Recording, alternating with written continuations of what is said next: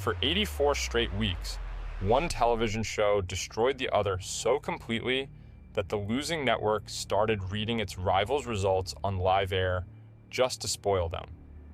Not to inform their audience, to weaponize spoilers. This wasn't a ratings competition, this was psychological warfare, broadcast to 10 million homes every Monday night. And for almost 2 years, the empire lost. Every single week. This is the story of how a billionaire's vanity project almost buried the most powerful name in wrestling, not with better wrestlers, not with better venues. With a checkbook, a camera, and a grudge so personal, it split an entire industry in half. 2 companies, 1 night, 0 rules. Let's open the file. Before the war, Vince McMahon owned the carpet, not a region, not a time slot, the entire industry. By the late 1980s, the World Wrestling Federation wasn't a wrestling company. It was a media operation that used wrestling as its delivery system. McMahon had killed every regional promoter in America with syndicated television, with cable, with risks his competitors couldn't imagine. His roster was an arsenal. Hulk Hogan, Randy Savage, the Ultimate Warrior. Names so big they stopped being wrestlers and became culture. WrestleMania wasn't a pay-per-view. It was an institution. And then there was Ted Turner. Turner owned World Championship Wrestling, not because he loved wrestling, but because it ran on his networks and sold ad time. WCW was a line item, something he kept around, the way a landlord keeps a tenant. You don't think about it until it stops paying. But Turner hated McMahon. That part was real. Turner saw Carney. McMahon saw a trust fund dilettante playing with a toy he didn't understand. The Grudge had a birthday. In 1988, Turner bought the dying remains of the old National Wrestling Alliance territory and called McMahon to tell him, plainly, that he was in the wrestling business now. To Turner, it was a courtesy. To McMahon, it was a declaration.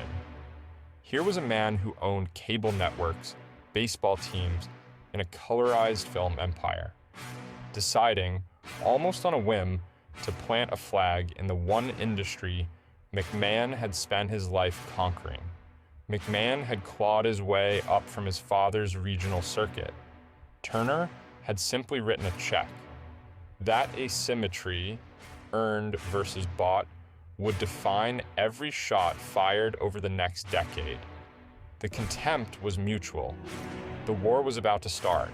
In 1995, Turner did something McMahon never expected. He promoted Eric Bischoff. Bischoff wasn't a wrestling mind. He was a television producer who understood the one thing the entire industry had missed.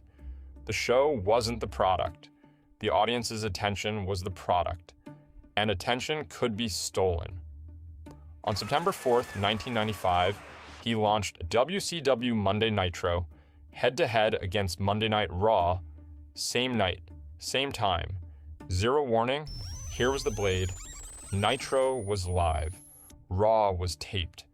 Every week, Bischoff already knew what Raw was going to air, so he went on the air and gave it away. He spoiled the results. He turned his rival's tape delay into a weapon. It told every viewer with a remote, you don't need to switch over. I already told you what happens. Stay here. And they stayed. Bischoff didn't stop at spoilers. He raided the locker room. He offered guaranteed money, downside guarantees the Empire never matched, and watched McMahon's mid-card walk out the door. He gave away free pay-per-view quality matches on free television, something McMahon considered financial suicide. Every week, Nitro felt unpredictable, and Raw felt rehearsed. Bischoff understood that he didn't need to be better at wrestling. He only needed to be better at television. And he had Turner's networks, Turner's money, and Turner's permission to spend both without limit. For the first time in his career, McMahon was not the richest man in the room. He was the one being outspent. Then came the checkbook. Turner gave Bischoff one instruction: win. Hogan had already crossed over in '94, the biggest name in the business, walking out of the Empire and into the Challenger's camp. Savage followed, Luger followed, but none of them were the kill shot. The kill shot came on May 27th, 1996, when Scott Hall walked onto Nitro and called himself an outsider. But the move that won the war would also be the move that destroyed the winner. That part comes later. 2 weeks after Hall, Kevin Nash joined him. They weren't sent by McMahon. Bischoff had signed them, but they didn't arrive as employees. They arrived as invaders. Then, at Bash at the Beach in July 1996, Hogan turned. Not a slow reveal, a full reversal. The most heroic character in wrestling history walked out, shook the enemy's hand, and told the audience to go to hell. The crowd threw garbage into the ring. The sound wasn't disappointment, it was rage. The New World Order was born, the NWO. It wasn't a stable, it was a parasite. Hall and Nash had been the entry wound. Hogan was the infection, and the idea that these men were a rogue faction invading the company blurred the line between story and reality in a way wrestling had never dared. The audience couldn't look away because they couldn't tell where the show ended and the real thing began. Nitro beat Raw that week, and the next, and the week after that. For 84 consecutive weeks, WCW didn't just win, they dominated. McMahon's empire was hemorrhaging viewers.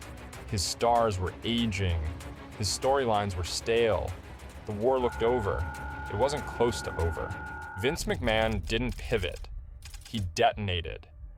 The Attitude Era wasn't a creative evolution, it was a survival strategy. McMahon looked at what made Nitro dangerous, the edge, the sense that anything could happen, and went further.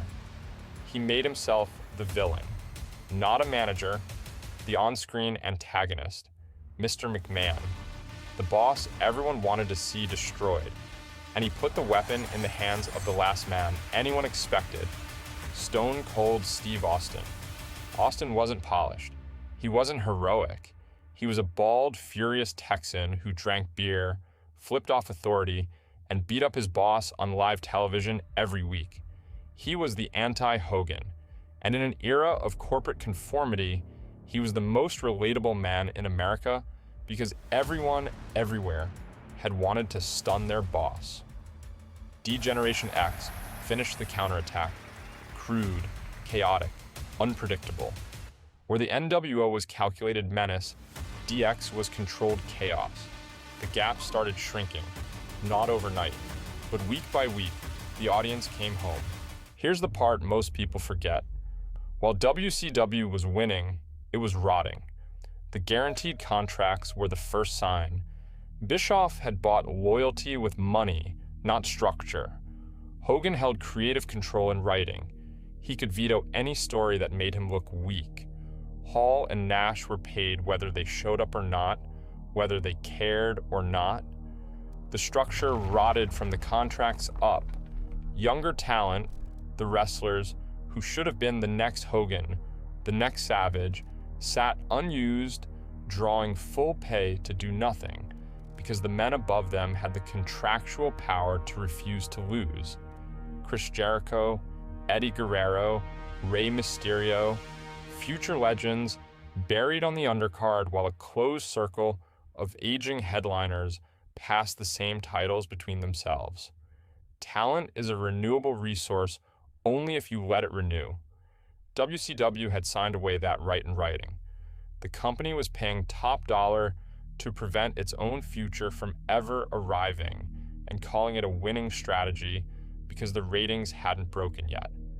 The NWO should have been a phase. It became a religion. At its peak, it had over 40 members. 40. A concept built on danger and exclusivity got so bloated, it became a parody. Everyone was Enwo, which meant no one was.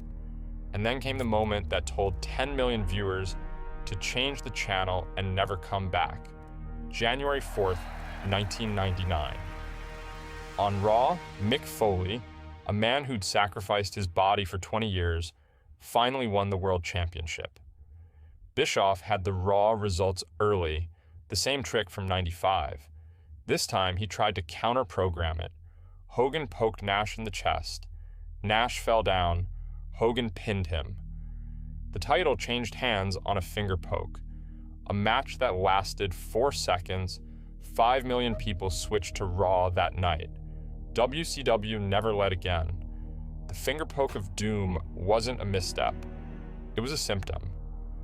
WCW had stopped trying to earn its audience. It had started assuming them. And assumptions in a war are fatal. The Wrestlers' War ended in '99. The corporate execution took 2 more years. In January 2000, Time Warner merged with AOL, the largest merger in corporate history. Overnight, everything changed. The new regime didn't hate wrestling. They were indifferent.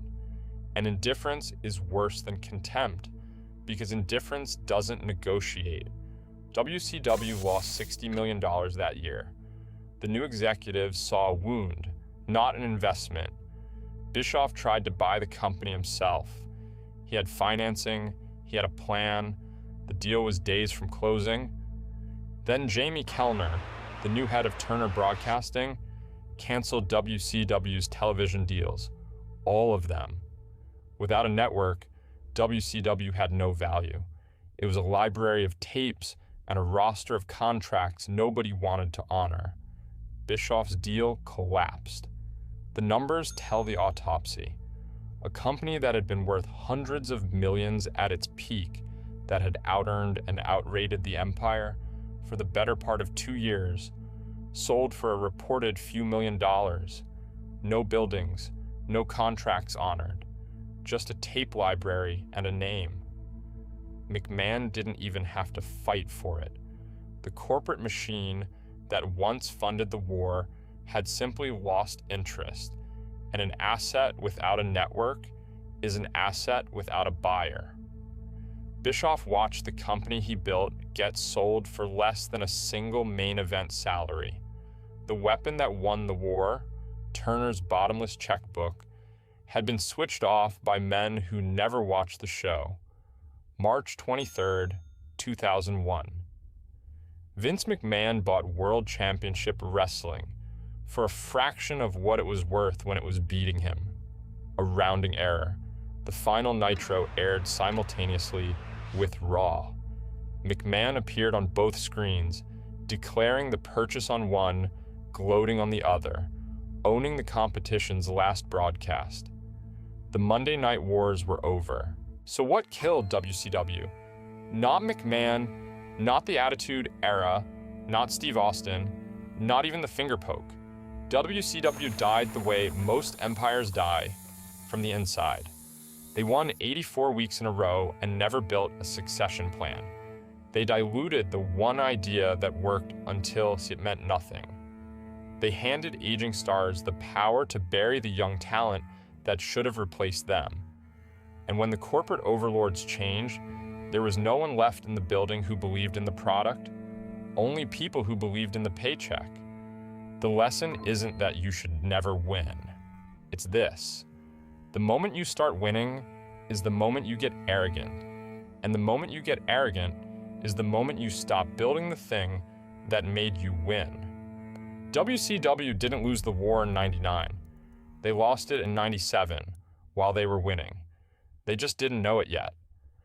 The Monday Night Wars are over, but the files are still open.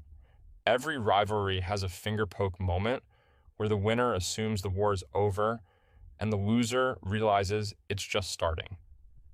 The only real question is, which one are you going to be? If you want more classified briefings on the wars that shaped the business world, the next file is already declassifying.